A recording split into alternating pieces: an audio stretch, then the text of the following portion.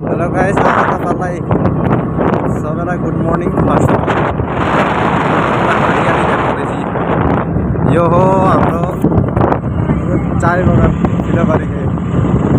के सुन्दर जग्गा छ हेर्नुहोस् है।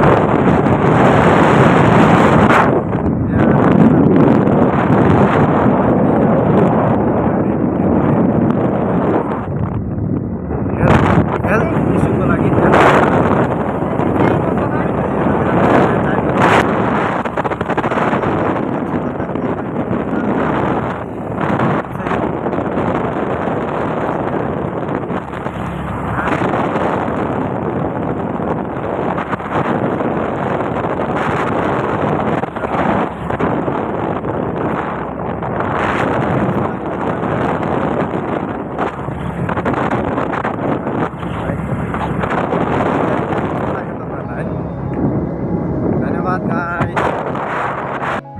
नमस्ते एभ्रिवान, आई होप हजुरहरू सबैजना सन्चै हुनुहुन्छ। हामी पनि सन्चै छौँ र मेरो हस्बेन्ड छुट्टीमा आउनुभएको छ र अहिले हामी दुईजना तिनचुकिया जाँदैछौँ यतिकै घुम्नुको लागि।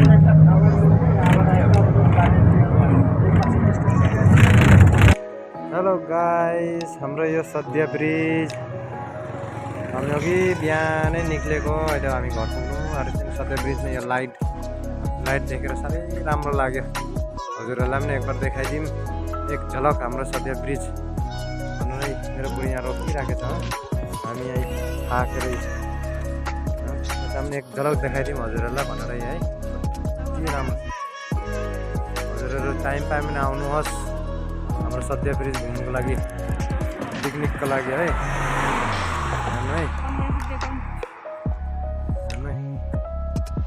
सद्य ब्रिज यतातिर हरियाली छ, साह्रै राम्रो छ, रमाइलो। हामी अब सद्य ब्रिजमा एकछिन रोकेको बुढाबुढी यसो एउटा हल्का भ्लग बनाइदिउँ भनेर है। हाम्रो भ्लग, सानो भ्लगलाई सबैलाई माया गरिदिनु होला। माया गर्ने जतिलाई धेरै मनदेखि नै धन्यवाद छ है। यहाँ हेर्नुहोस्, सबैलाई धन्यवाद छ माया गरिदिनु। यस्तै सानो भ्लग बनाएर हजुरहरूको सामने लिएर आउने विचार गर्दैछु है। अहिले चाहिँ हामी सद्य ब्रिजमा घर पुग्नु आँट्दाखेरि सानो बनाइदिउँ भ्लग बनाएर, बुढाबुढीले सल्लाह गरेर बनाइदिएको नि। हाम्रो सानो भ्लगलाई माया गरिदिनु होला।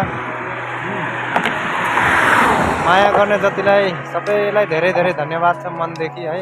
हाम्रो यो सद्य ब्रिज आउँदा यो लाइट जलेको देखेर साह्रै नै राम्रो लाग्यो, रमाइलो लाग्यो हेर्दाखेरि। हो, मौसम पनि राम्रो लाग्यो, त रोकेर चाहिँ बनाइदिएको नि।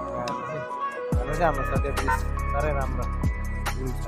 यहाँ पछिपट्टि पुरा हरियाली हो। लो गाइस, अब समय पनि भइसक्यो है।